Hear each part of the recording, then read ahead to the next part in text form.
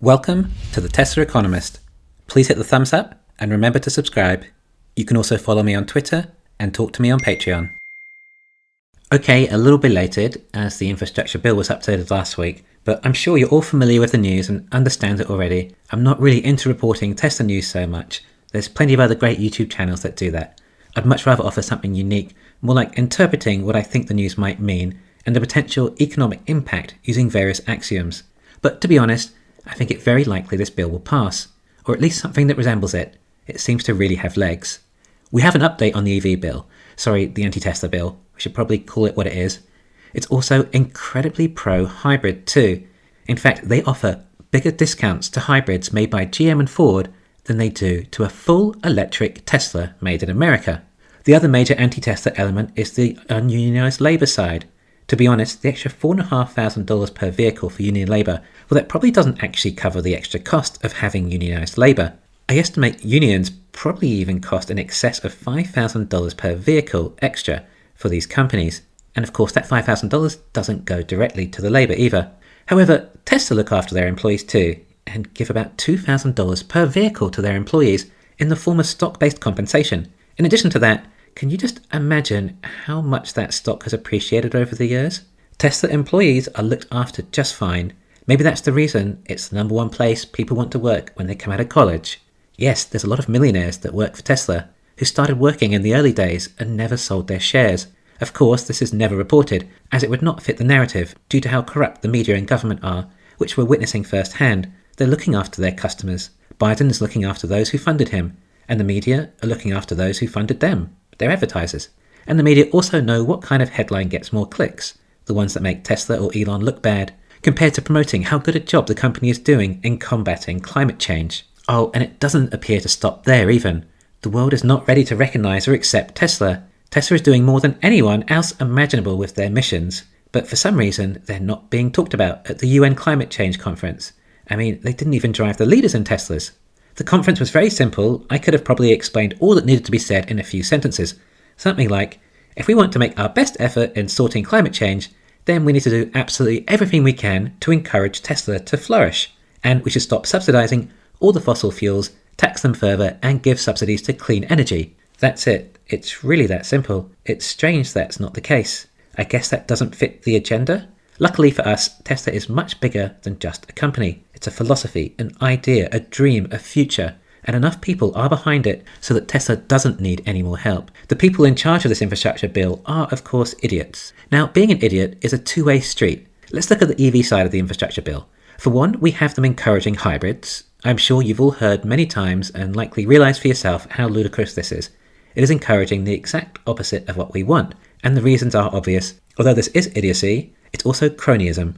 You see, the legacy autos are incapable of making an electric vehicle at any great quantities, and at a price point that any reasonably rational consumer would want to pay. In addition to that, they don't have the batteries. And they won't have the batteries for many years.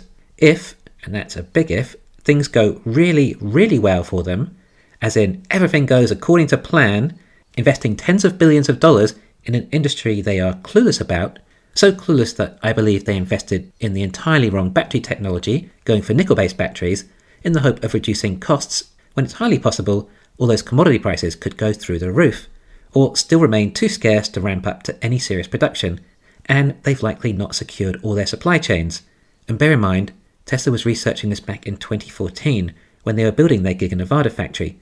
They've had a big head start on securing these supply chains, when no one else was around, for years and years, along with a much vaster vision of the future of automotive, probably a more accurate vision back then than Ford or GM even still have today. In the meantime, no one smart will want to buy Ford or GM's antiquated ICE vehicles, especially when all the electric vehicles are on sale, receiving up to $12,500 off a vehicle, except Ford and GM can't make many EVs. Therefore, this tax credit is of very little benefit to them until they're at a stage where they can hit volume production. Spoiler alert, there is no such thing. GM nor Ford are not capable of hitting volume EV production, just like no other company except Tesla has also achieved this, let alone do it at a profit. Therefore, this is of little benefit to legacy autos, except this bill is designed to help legacy autos compete with Tesla so they can transition to electric, which makes it very hard if your ICE business is suffering and you simply can't make enough EVs, and the ones you can make are made at a loss. Oh, they're also terrible too, and there are lots of reports of them all having lots of issues, unlike a Tesla. Tesla really is a cut above the rest, not even close to the same league. So Legacy Autos have sat down with the White House and devised a plan as to how they will have a chance of survival and making the transition. It was very simple, really. If we use first principles thinking, Jim Farley and Mary Barra say, President Biden, we have no chance of survival as electric is the future and we can't make decent electric cars at any major quantity. In fact, it might take us 5 years to get there, but there is no way we can afford to keep the company running for that long. We must work out another way to bring our transition. Then, after lots of scenarios and contingencies being played, they finally work it out. Well, what we are capable of is making hybrids. All we do is add a little battery in our existing models and an extra powertrain, and that fits in with our current manufacturing process. That we can pull off. Therefore, if the government offer huge credits on hybrids, the demand for hybrids will in theory shoot up. The Legacy Autos change all their models to hybrid versions and they continue to sell lots of cars. The consumer is happy because they can get a cheap hybrid, and the government sold the people on hybrid being a good alternative to ICE for now. The question is, can they really sell the people on hybrid? Well, for those of you in America, get ready to be inundated with ads from GM and Ford and other auto companies telling you just how great their new hybrids are and what fantastic value they are with this tax credit. Make sure you buy one today. Of course, they have to somehow do this whilst telling you their EVs are better than Tesla, but perhaps not as good as their hybrids. Tough marketing campaign. But have people already moved on? Have they decided on electric already? Have they seen their neighbour's new Tesla and been taken for a test drive and been sold on it instantly? Bear in mind, they're not competing with the same Tesla that is available to them today, but a Tesla that also has $8,000 off the price. This will be interesting to see just how smart the new car consumer will be. Personally, I'm not rooting at all for Ford or GM. They're a disgrace and have shone a big bright light on the apparent cronyism there is in America. Not that we didn't know that already. We started this by saying they were idiots, and there was two sides to it. The one side was that they're doing stupid things in the bill like encouraging hybrids. But there is the other side. Anything the government generally does, well, it never goes according to plan, does it? There is something major here. It's so big that, you know what? I'm not going to tell you. I don't know who's listening or who will hear this. I don't know if it ever get back to the White House, but I don't want to risk it, just in case. Once the bill is finalised and official, then I'll run through with you exactly how I think this will all play out. But put it this way, I don't like GM or Ford's odds. And as many of you know, I'm now researching on betting against Ford and GM. I will not be shorting them, but using some put options. But I need to get the timing right.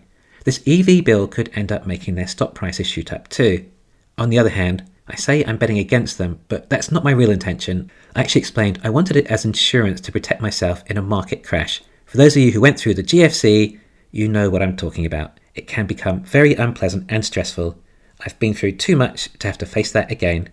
Oh, and besides, by the time GM and Ford finally start to ramp up EVs, you know, to the level of where Tesla are today, well, it's probably going to be far too late, as the world now depends on robotaxis.